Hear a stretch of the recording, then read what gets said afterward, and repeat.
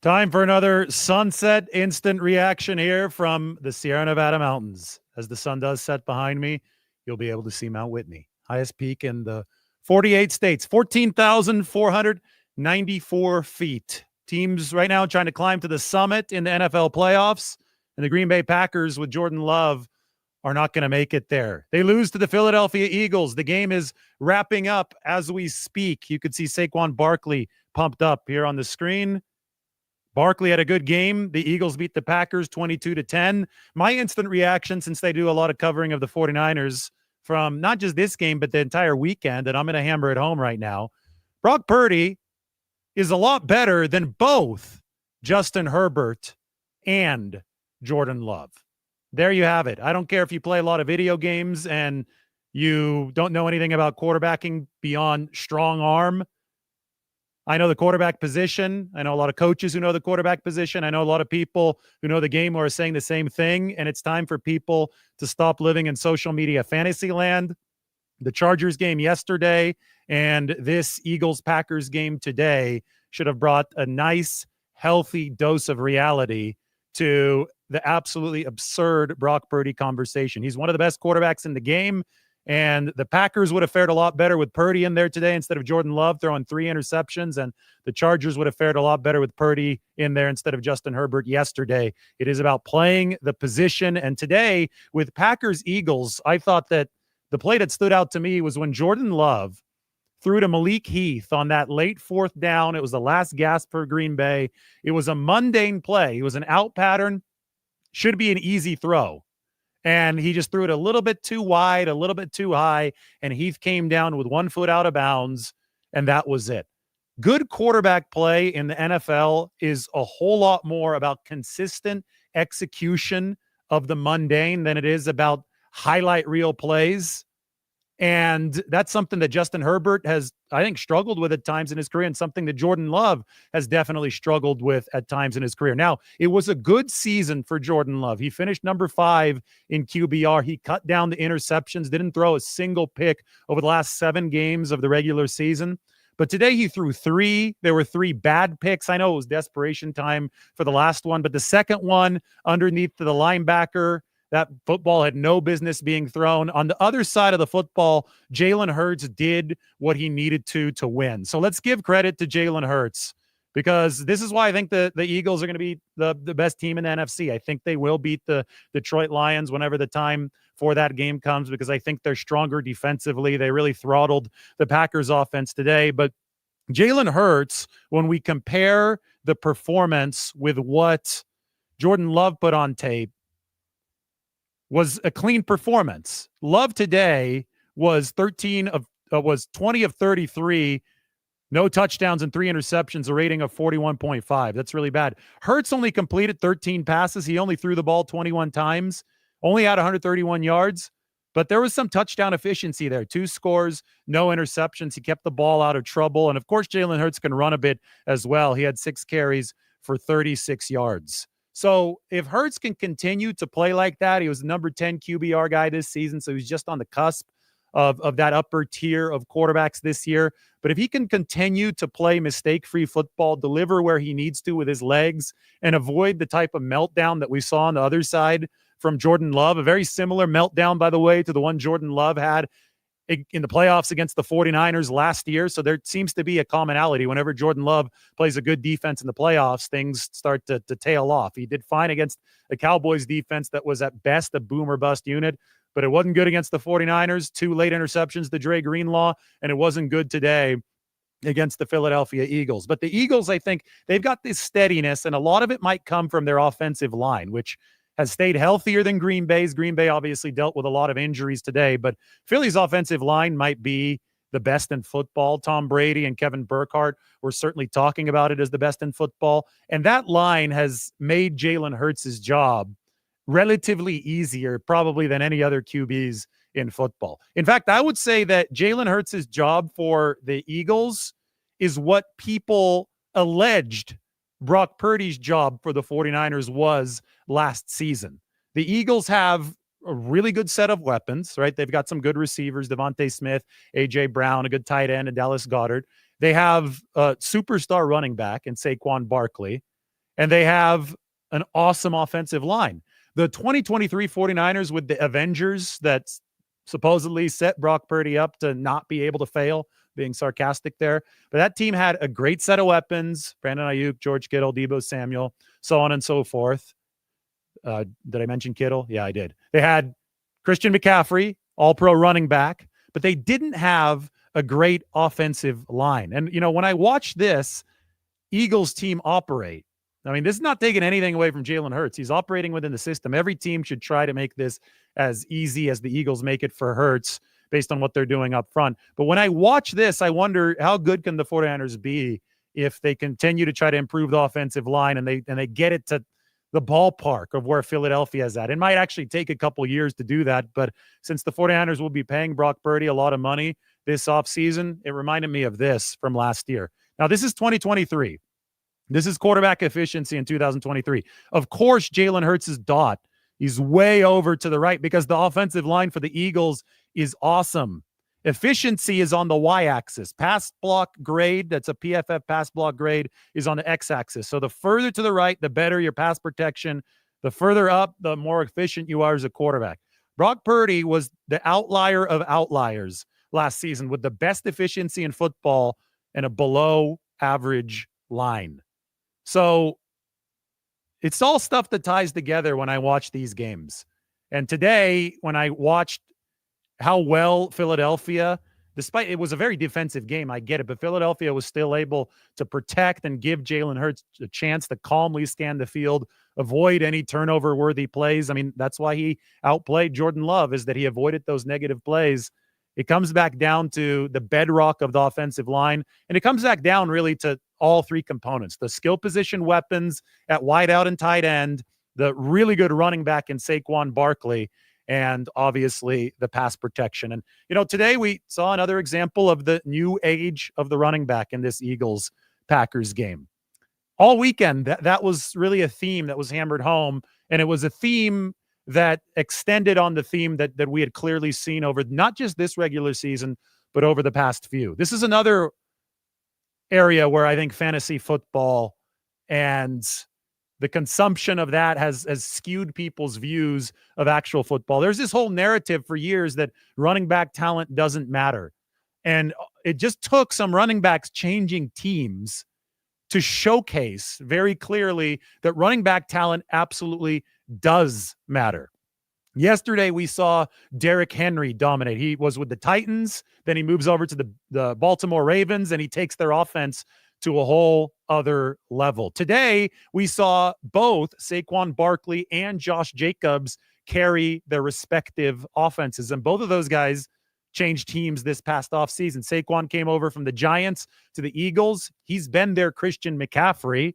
He's taken that offense from, they were sliding last year down the stretch. Jalen Hurts looked like he was lost to finish the season. Saquon Barkley has allowed that offense to re-turbocharge itself. And Josh Jacobs was the only reason that this game was semi-interesting by the end. That was the run of the year for me, where he almost put it in. He was dragging defenders. His shirt almost got ripped off. By the way, what do they make those shirts out of? The fact that a defender had a handful of Josh Jacobs' shirt and was yanking it like 5 yards and it didn't rip. I want to invest in that t-shirt company because it's certainly a quality product. But between Henry yesterday, Barkley today, Jacobs today, and then all these guys over the course of the whole season. And yesterday, who else did we see yesterday? We had the Ravens absolutely dominate against the Pittsburgh Steelers. And then the early game, that was the Houston. Okay, yeah, that was the Texans game against the Chargers. That was the ugliest game that we had seen in some time. The J.K. Dobbins was in that game, and obviously he had been with the Ravens previously, so he was part of all these running back swaps that we had seen. I think that moving forward into the playoffs, the running back position is going to be even more emphasized and even more highlighted. The teams that have these superstars are going to have major advantages. Early today, we saw the Buffalo Bills with James Cook put up a 100-plus yard game. He is an important part of that 1-2 punch with Josh Allen. It's the way that the league is going now. And the evolution, I think, is easy to understand. It had moved to spread offense, passing the football. Defenses got lighter as a result. Defenses were less equipped to defend the run as a result. And now offenses are re-emphasizing the run game. And not only are they re-emphasizing the run game, they're also emphasizing positional adaptability. And this goes back to Kyle Shanahan. We saw Matt LaFleur as one of the coordinators in the game today, the coach of the Green Bay Packers. We've seen the offense proliferate across the entire NFL. When you're trying to beat aggressive personnel pressure packages, one of the best ways to do it is to have versatile skill position weapons to where a running back can either take a handoff or slip out of the backfield to be a good outlet pass. And, when somebody like Saquon Barkley, somebody like Derrick Henry can also catch the ball coming out of the backfield, it completely changes the complexion of your offense because that rushing threat is there simultaneous with the pass threat.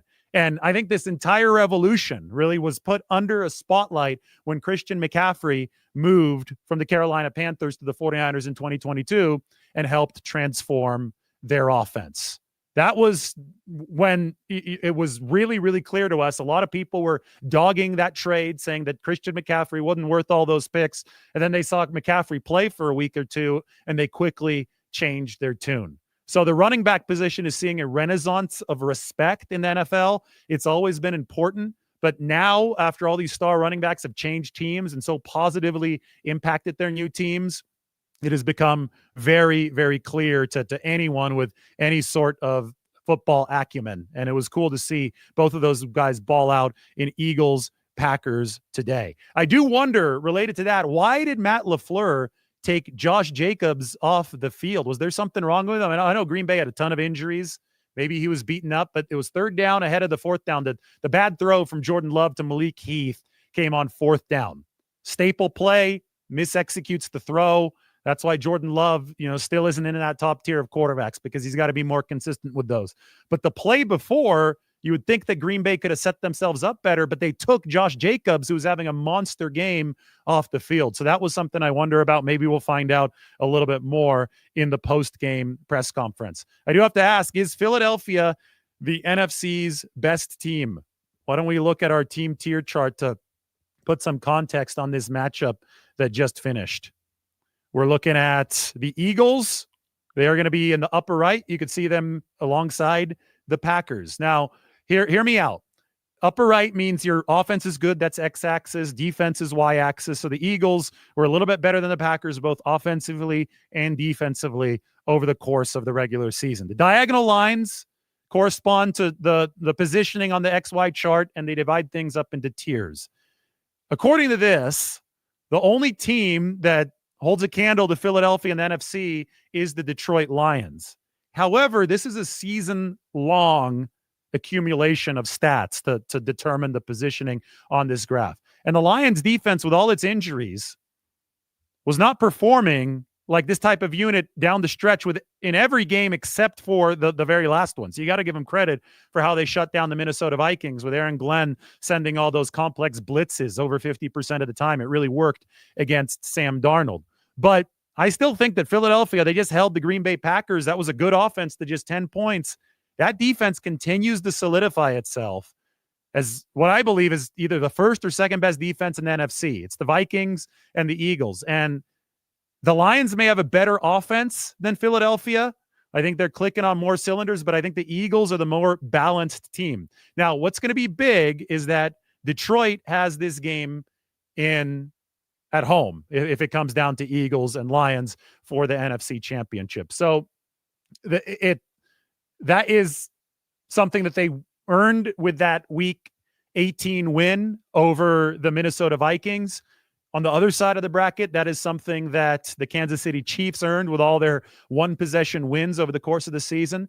And although the Lions and the Chiefs may not be the best teams in their respective conferences due to different reasons for both teams, I think that the Chiefs just aren't quite as strong this year, and the Lions have suffered all these injuries. Although they may not be the strongest teams efficiency-wise, they have been able to find the number one seeds in their respective conferences, and that does give them an invariable leg up. So it's going to be fascinating to see if this Philadelphia team, assuming that it keeps on winning and does eventually face the Detroit Lions, it's going to be fascinating to see if they can take their efficiency advantage. I think they have a better defense and beat the Detroit Lions. It's going to be tough in that dome in Detroit. I can't wait to watch the rest of this postseason. So we've talked about quarterbacks. We've talked about the the new age of the running back. We've talked about Philadelphia and their balance as a team. We got another game coming up in about 20 minutes.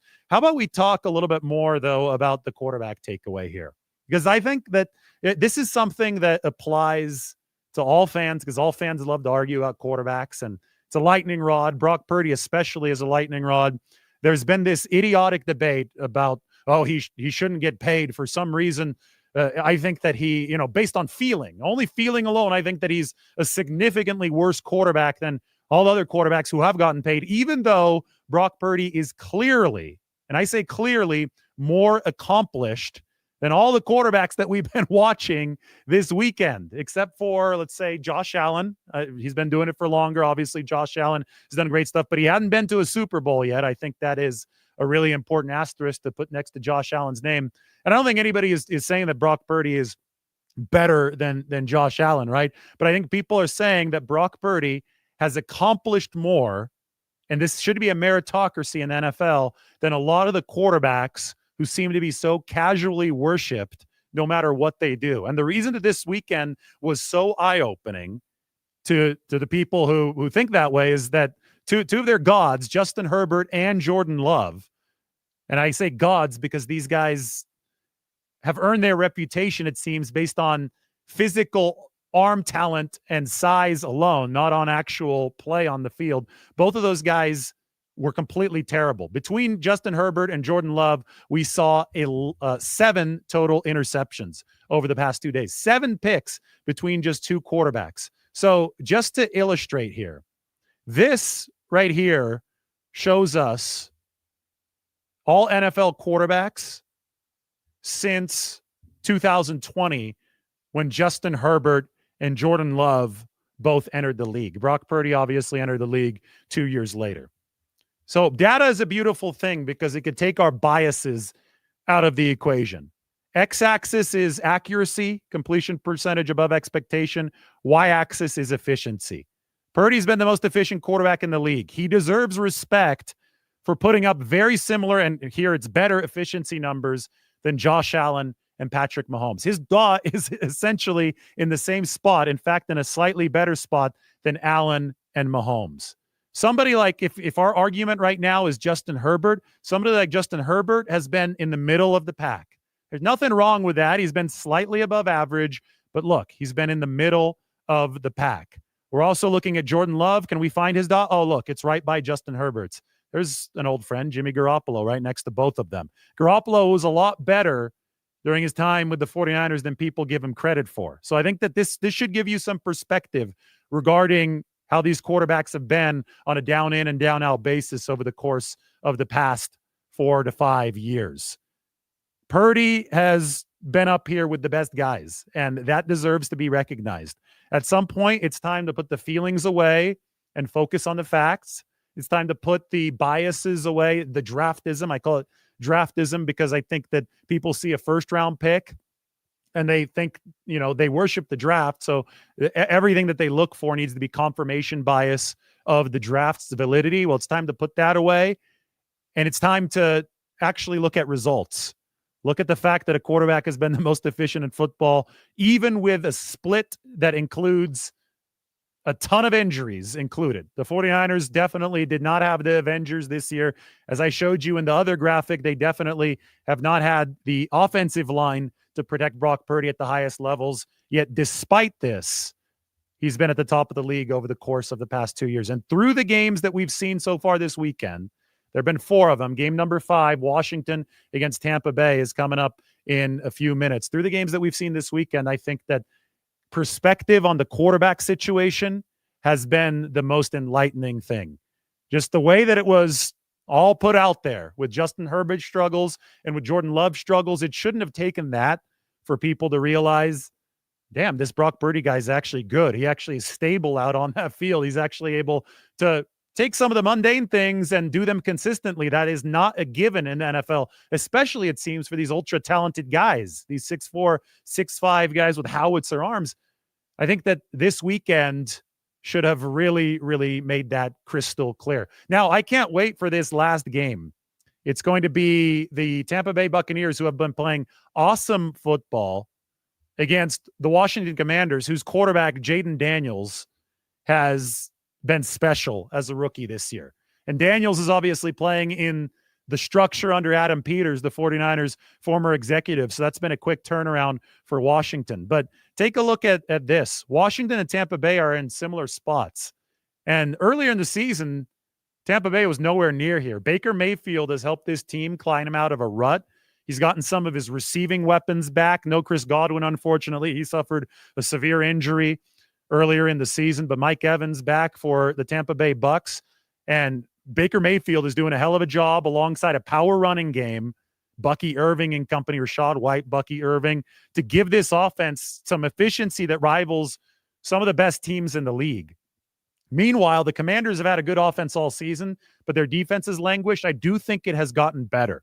This game lines up to be a high-scoring affair between Washington and Tampa Bay. Should be decently warm weather in Florida, right? And that means that two defenses that aren't all too great against two quarterbacks who've been doing good things this year.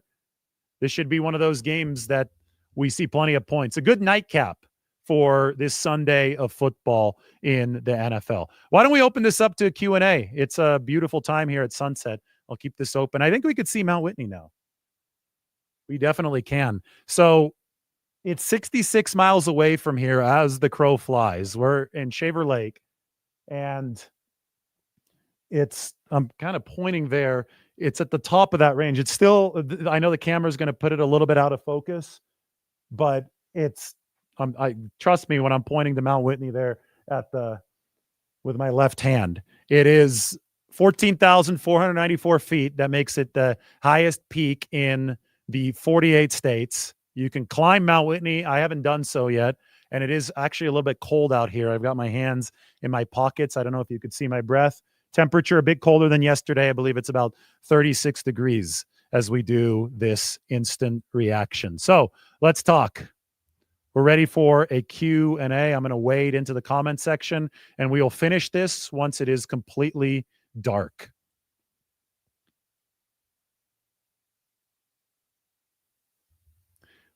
EH says, what Purdy lacks in arm strength, he makes up for in IQ and scrambling.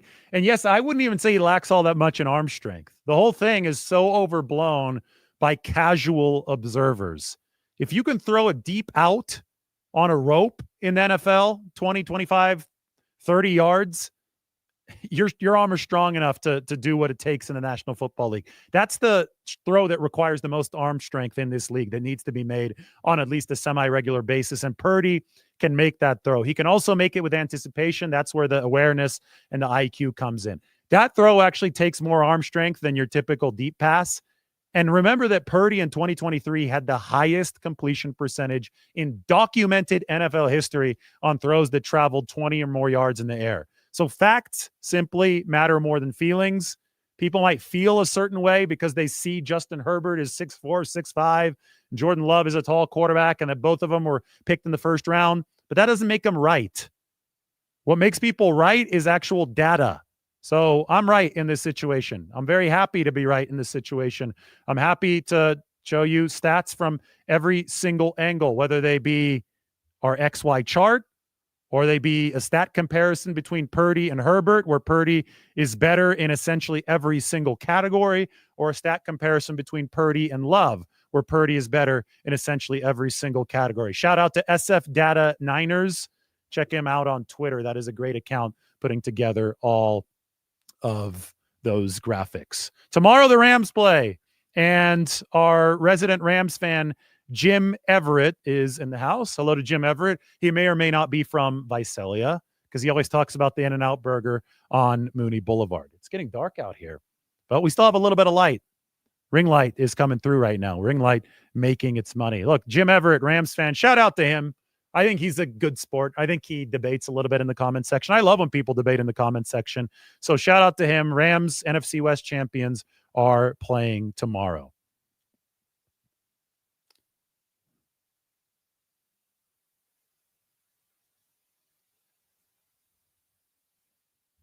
Got Randall going all caps here. Hurts' average accuracy at best The Bake Show is going to take the Bucks far this playoffs. Baker's been good this year. I've been really impressive. Remember when he was dragging Nick Bosa along there? That was an awesome drive from the Buccaneers. But then Brock Purdy, that was a great duel this year. Brock Purdy against Baker Mayfield, especially in retrospect, given what Baker has done. Great QB duel that Purdy won in Tampa Bay. And Randall says, pay Brock what he deserves, 57 to 65 million APY. Okay, yeah, that's fine. Yeah, pay Brock what he deserves, but it's not going to be determined by APY.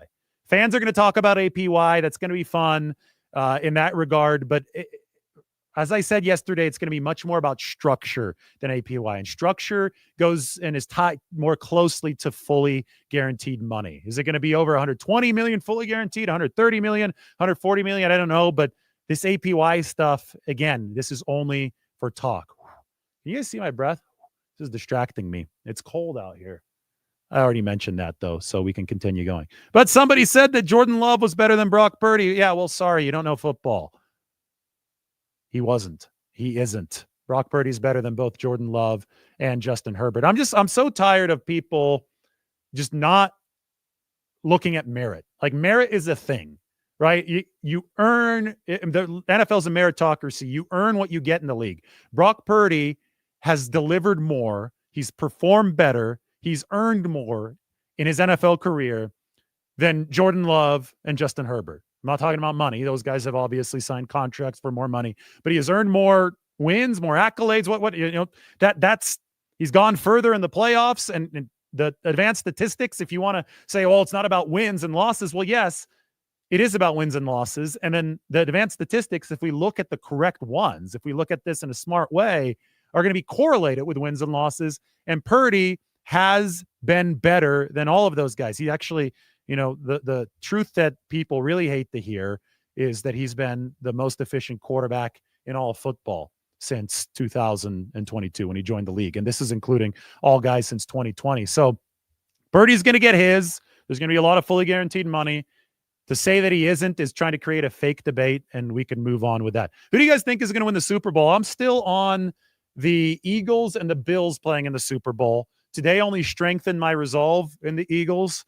I think that defense, I think that the balance that Philadelphia has shown over the course, I mean, they won those 10 straight games. They finally lost to Washington there at the end, but the balance they've shown with both their defense and then their offensive line, which has made playing quarterback is hard no matter who you are, what situation you're in.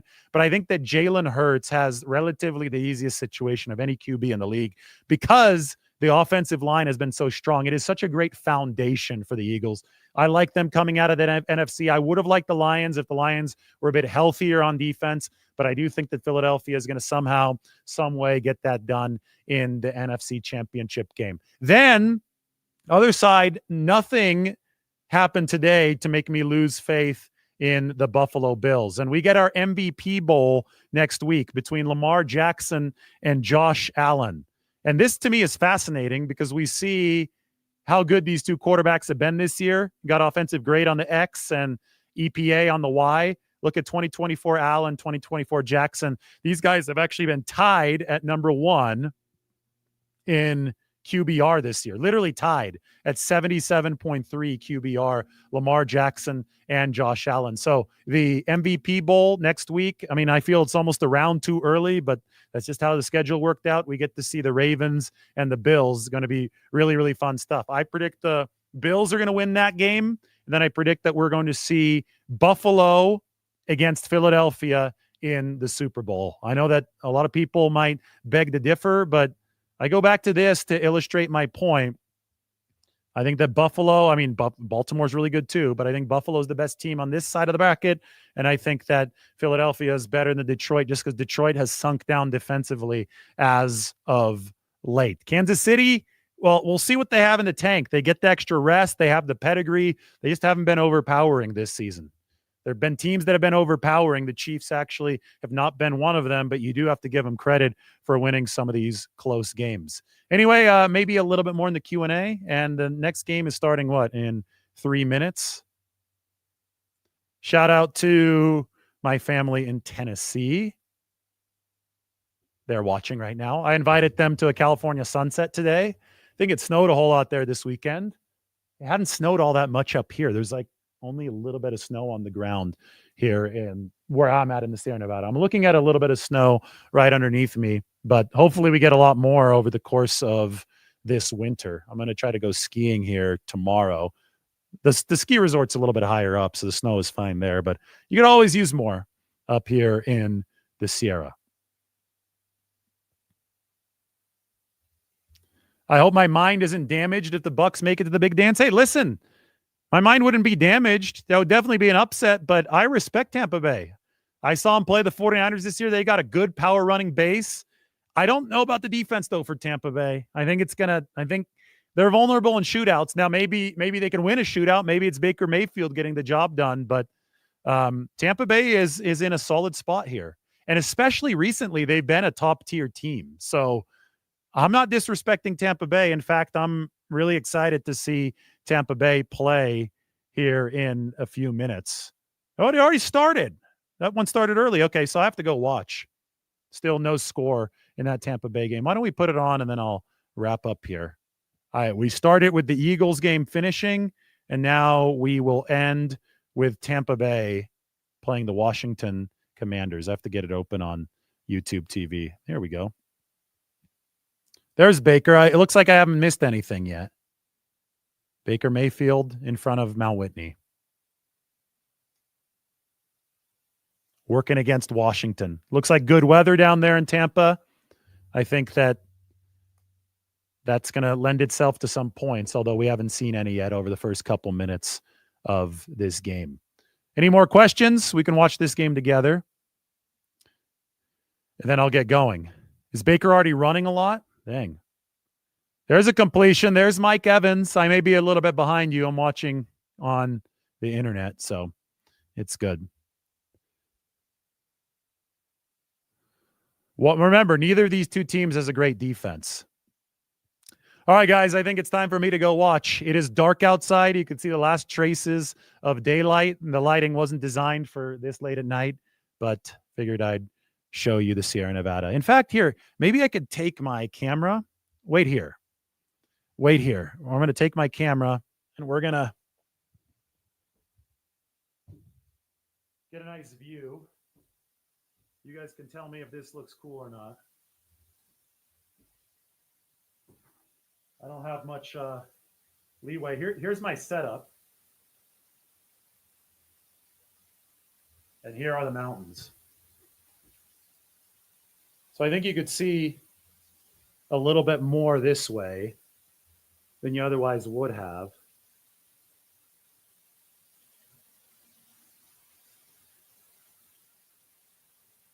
The zoom only goes in this far, but that's where Mount Whitney is. We have a 2x zoom.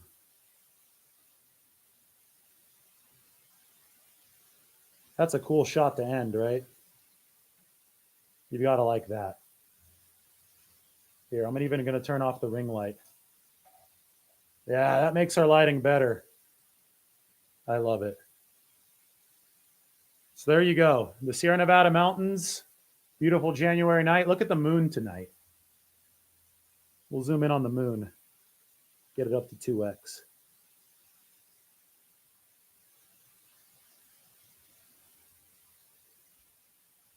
And we could get the game in here as well. There's Baker Mayfield and company.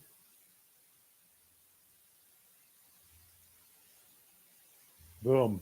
We're having a good time up here in the mountains. All right, now let's see if I could finish this stream with one hand. See you guys later.